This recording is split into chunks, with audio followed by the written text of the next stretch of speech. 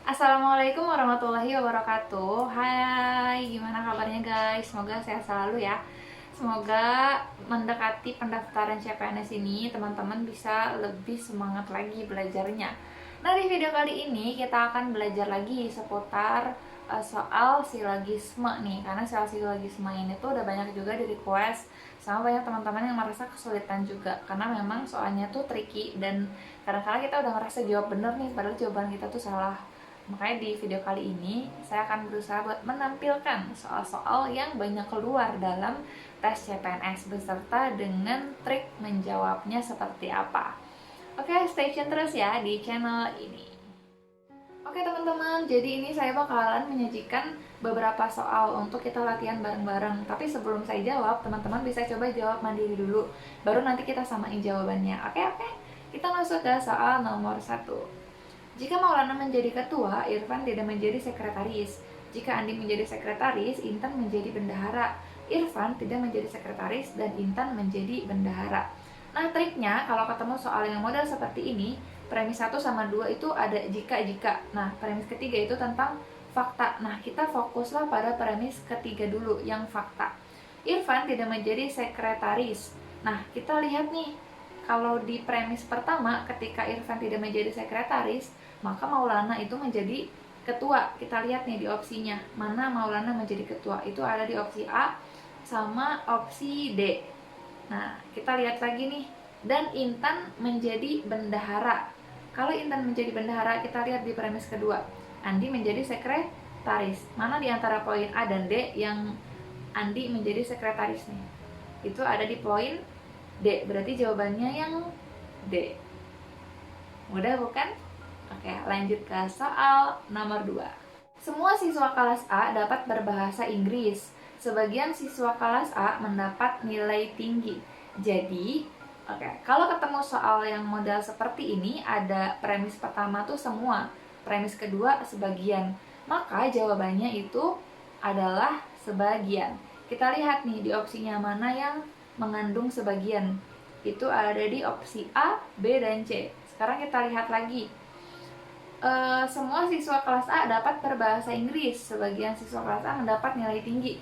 Nah, berarti sebagian siswa kelas A mendapat nilai tinggi dan dapat berbahasa Inggris. Ya, itu poin A jawabannya. Karena kalau yang B itu sebagian siswa kelas A mendapat nilai tinggi dan tidak dapat berbahasa Inggris. Itu nggak mungkin ya, karena semua siswa kelas A itu bisa berbahasa Inggris. Begitupun yang opsi C, sebagian siswa kelas A tidak mendapat nilai tinggi dan tidak dapat berbahasa Inggris. Ini tidak dapat berbahasa Inggrisnya juga itu bertentangan dengan premis pertama, maka jawabannya yang A. Oke, lanjut ke soal nomor 3. Olahragawan yang baik bersifat sportif dalam bertanding. Orang yang sportif belum tentu olahragawan. Abdullah Hasan adalah juara tinju kelas ringan. Abdullah Hasan adalah pegawai Bank Andalas. Seorang juara belum tentu sportif dalam bertanding. Jadi, kalau ketemu soal yang tipe seperti ini, kita ada unsur-unsur ini nih. Di premis akhir belum tentu. Berarti kan kalau belum tentu itu sebuah possibility, kemungkinan, suatu hal yang masih belum pasti.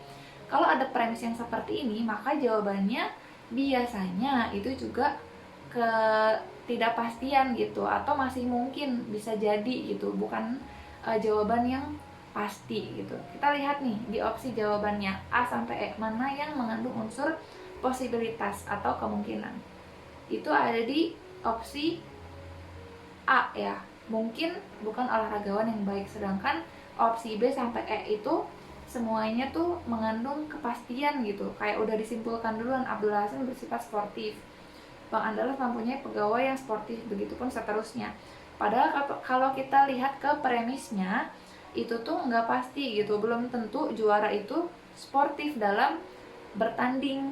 Nah, si Abdullah Hasan itu kan juara tinju kelas ringan ya, jadi walaupun dia tuh juara olahragawan, itu belum tentu sportif. Nah, berarti jawabannya yang poin A gitu teman-teman. Oke, lanjut yuk ke soal berikutnya. Jika Fajar makan mie, dia tidak makan nasi. Jika Fajar makan nasi, dia makan ayam goreng. Fajar tidak makan ayam goreng. Nah, ini kayak soal yang sebelumnya nih. Kita masuk fokus ke premis ketiga karena itu merupakan fakta. Sedangkan premis pertama dan kedua itu adalah kayak jika maka gitu. Kita fokus ke premis ketiga dulu teman-teman. Fajar tidak makan ayam goreng. Nah, kita sekarang sambungkan nih ke premis pertama dan kedua. Kalau Fajar itu nggak makan ayam goreng, berarti dia tuh nggak makan nasi ya. Itu ada di premis kedua. Terus nyambung lagi ke premis pertama. Kalau Fajar tuh nggak makan nasi, dia makan mie. Berarti jawabannya adalah Fajar tidak makan nasi, tetapi makan mie. Yang poin D. Oke, lanjut ke soal berikutnya. Jika waduk jebol, terjadi banjir. Jika terjadi banjir, petani gagal panen. Nah, triknya kalau ketemu soal yang seperti ini, teman-teman hilangkan unsur yang sama.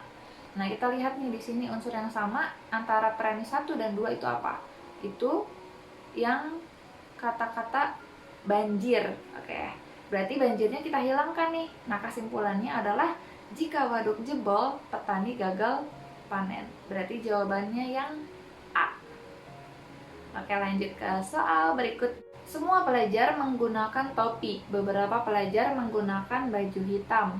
Nah, triknya kalau ketemu soal model begini, ada premis pertama tuh semua, premis kedua sebagian atau beberapa, maka jawabannya juga adalah sebagian atau beberapa. Kita lihat opsinya, mana yang mengandung sebagian atau beberapa. Itu ada di poin C sampai E. Kita lihat lagi nih mana yang betul. Nah, sebagian pelajar, kita lihat yang poin C ya. Sebagian pelajar yang menggunakan baju hitam juga menggunakan topi. Ini betul ya teman-teman. Karena yang poin D sama E ini udah pasti salah nih. Coba kita buktiin. Sebagian pelajar menggunakan topi. Ini salah ya, karena udah jelas-jelas di premis pertama itu dijelaskan semua pelajar menggunakan topi.